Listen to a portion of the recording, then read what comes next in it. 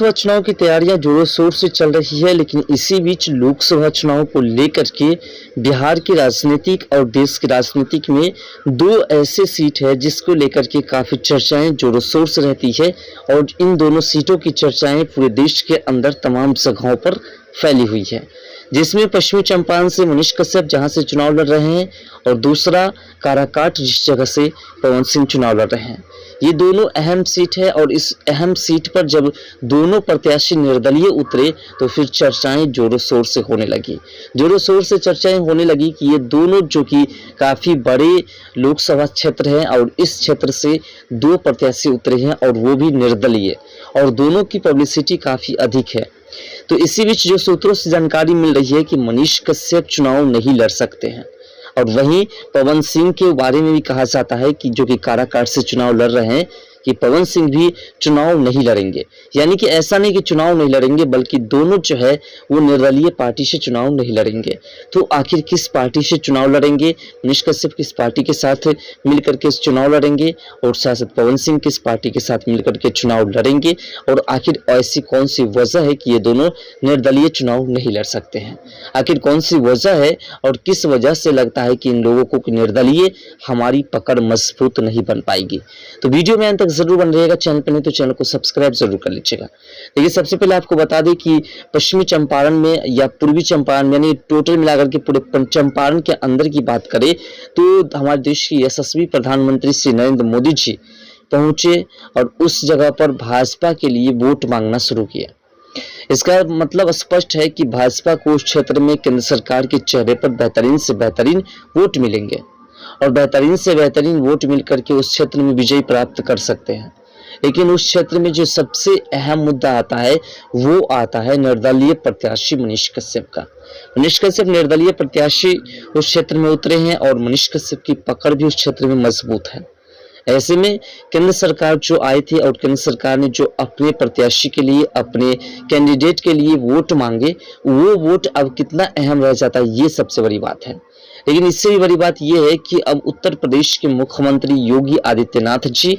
पहुंचेंगे, चंपारण और काराकाट भी पहुंचेंगे और दोनों जगह पर वह भाजपा के लिए वोट मांगेंगे। इसी बीच जो सूत्रों से जानकारी मिल रही है कि भाजपा के लिए जो वोट मांगने के लिए आएंगे, इसमें भाजपा के जो संजय जायसवाल है, संजय जायसवाल की जगह पर मनीष कश्यप ही उस क्षेत्र का प्रत्याशी होंगे। यानी कुल मिलाकर के मनीष कश्यप डायरेक्टली नहीं बल्कि इनडायरेक्टली तरीके से बीजेपी का कैंडिडेट होंगे उस क्षेत्र में और बीजेपी की ओर से वह चुनाव लड़ेंगे।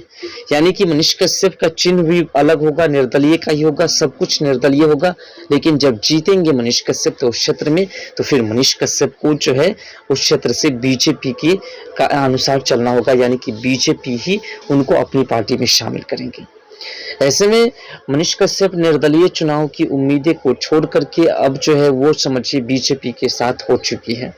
ऐसा नहीं कि बीजेपी के साथ खुलेआम वह चुनाव लड़ेंगे और खुलेआम वह बीजेपी के सपोर्ट में रहेंगे, बल्कि वह हमेशा से अपनी पार्टी यानी कि अपने जो निर्दलीय प्रत्याशी का होने का जो उसके ऊपर जो गर्व है उनको उसको दिखाने का काम करेंगे। दरअसल बात है कि मनीष कश्यप कभी भी बीजेपी का विरोध नहीं किए, कभी भी मनीष कश्यप ने बीजेपी के ऊपर किसी प्रकार की कोई टीका टिप्पणी नहीं किए, बल्कि उसने हमेशा से सिर्फ उस क्षेत्र के जो सांसद हैं संजय जायसवाल उसको लेकर के उन्होंने चर्चाएं की। तो अब देखने वाली बात है कि क्या मनीष कश्यप को जो योगी आदित्यनाथ जी आ रहे हैं प्रचार प्रसार करने के लिए चंपारण की धरती पर, तो उससे इफेक्ट पड़ता है। और उससे भी बड़ी बात ये होगी कि चंपारण की धरती पर तो आ रहे योगी आदित्यनाथ जी, तो क्या मनीष कश्यप जिस लोकसभा क्षेत्र से चुनाव लड़ रहे हैं उस लोकसभा क्षेत्र में प्रचार प्रसार करने के लिए जाते हैं या नहीं? अगर आप समझ लीजिए कि उस क्षेत्र में नहीं जाते हैं, उस क्षेत्र में प्रचार प्रसार नहीं करते हैं, तो एक बात स्पष्ट है कि पूरी तरह से बीजेपी मनीष कश्यप को एक मोहरा बना करके उस क्षेत्र में उतारे हैं और उस क्षेत्र से मनीष कश्यप को निर्दलीय जितवाएंगे, जिससे कि संजय जायसवाल को किसी प्रकार की कोई दिक्कत ना हो, किसी प्रकार से उसे ना लगे कि बीजेपी ने हमें इस क्षेत्र में मौका नहीं दिया। संजय जायसवाल अपनी जगह पर उतरे हैं और संजय जायसवाल उस क्षेत्र में जीते या हारे उनके ऊपर डिपेंड करता है, लेकिन बीजेपी मनीष कश्यप को अपनी पार्टी में शामिल कर लेंगे। वहीं बात करें पवन सिंह की, तो पवन सिंह जिस वजह से काराकाट को अपना क्षेत्र चुना, जिस प्रकार से उसने आरा और बक्सर को छोड़ करके काराकाट से चुनाव लड़ने का अनाउंसमेंट किया, इसकी वजह थी कि काराकाट में जो खासकर कुशवाहा जाति के सबसे ज़्यादा वोटर्स हैं और कुशवाहा के 2 कैंडिडेट हैं, इंडी अलायंस से भी है और साथ साथ बीजेपी के भी यानी कि एनडीए से भी है, उपेंद्र कुशवाहा भी है। तो दोनों जो है कुशवाहा जाति से है और कुशवाहा की वोटर संख्या ज़्यादा है, तो कुशवाहा आपस में काटेंगे और उस क्षेत्र में जो है सिंह की यानी कि राजपूत की जनसंख्या भी काफ़ी अधिक है और इस लिहाज से पवन सिंह को उस क्षेत्र में राजपूत का सब पूरा का पूरा वोट मिलेगा। और साथ ही भोजपुरी के कलाकार हैं, तो भोजपुरी के कलाकार होने के नाते हर एक क्षेत्र में तमाम जाति के युवा खासकर जो है वो कलाकार के दीवाने होते हैं और साथ साथ उस क्षेत्र में यादव की जनसंख्या भी काफ़ी अधिक है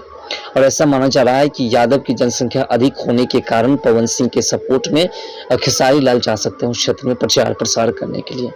ऐसे में पवन सिंह को उस क्षेत्र में मजबूती तो मिलती हुई दिखाई दे रही है, लेकिन पवन सिंह उस क्षेत्र से निर्दलीय चुनाव नहीं लड़ेंगे, ये बातें 100% मानी जा रही है। दरअसल बात है कि पवन सिंह बीएसपी से चुनाव लड़ेंगे, बीएसपी हाथी पर सवार होकर के पवन सिंह उस क्षेत्र में उतरेंगे और पवन सिंह को डबल एक्स्ट्रा पॉइंट मिलेगा क्योंकि हाथी के यानी कि बीएसपी के सपोर्टर उस क्षेत्र में काफ़ी जनसंख्या में हैं लोग और बीएसपी के सपोर्ट के माध्यम से भी पवन सिंह को अच्छे खासे वोट मिलेंगे। साथ साथ जाति के आधार पर भी लगभग 2.5 लाख वोटर्स हैं राजपूत जो कि उनको पूरा का पूरा मिल सकता है, शासक यादव से भी मिलेगी और कुशवाहा जाति में भी कुछ यानी कि तमाम जाति में कुछ ऐसे लोग हैं जो खासकर जो युवा लोग हैं वो एक्टर के माध्यम से पवन सिंह को सपोर्ट करेंगे और साथ साथ उसको अच्छे से अच्छे वोट देने का काम करेंगे। ऐसे में पवन सिंह बेहतरीन से बेहतरीन वोट से जीत हासिल कर सकते हैं उस क्षेत्र में, लेकिन फर्क इतना है कि उनको बीएसपी की ओर से चुनाव लड़ने का अवसर मिल सकता है। इसी बीच देखिए उस क्षेत्र में खासकर बीजेपी भी पवन सिंह के ऊपर आशा लगाए हुए हैं। ऐसा इसलिए क्योंकि उपेंद्र कुशवाहा जिस प्रकार से प्रचार प्रसार कर रहे हैं और जिस प्रकार से उपेंद्र कुशवाहा ने कई सालों से काम नहीं किया, इस बात से यह स्पष्ट है कि उपेंद्र कुशवाहा का पत्ता इस बार जो है उस क्षेत्र से कट चुका है। उपेंद्र कुशवाहा का पत्ता कट चुका है और साथ साथ और जो विपक्षी प्रत्याशी है उनका भी हाल बुरा है। ऐसे में उस क्षेत्र में राजपूत जाति से कोई कैंडिडेट खड़ा नहीं है और कोई विपक्षी पार्टियां कोई ऐसे बड़े सेलिब्रिटी भी खड़े नहीं है। ऐसे में पवन सिंह को उस क्षेत्र में बेहतरीन से बेहतरीन मौका मिल सकता है। अब आप सोच सकते हैं कि पवन सिंह काराकाट को चुना ही क्यों। इसकी वजह देखिए बक्सर में या आरा में पवन सिंह की 2 उम्मीदें थी कि बक्सर में या आरा में हमें चुनाव लड़ने का अवसर मिले बीजेपी की ओर से। बक्सर में बीजेपी के कैंडिडेट हैं और आरा में भी बीजेपी के कैंडिडेट हैं और पवन सिंह नहीं चाहते थे कि दोनों क्षेत्र में से किसी क्षेत्र में बीजेपी से हम बगावत करें।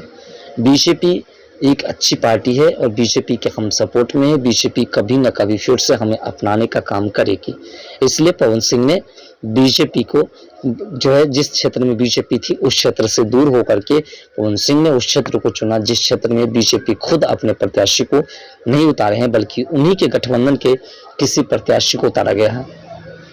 जैसे उपेंद्र कुशवाहा उस क्षेत्र में उतरे जो कि एनडीए के ही हिस्सा है लेकिन बीजेपी के कैंडिडेट नहीं है।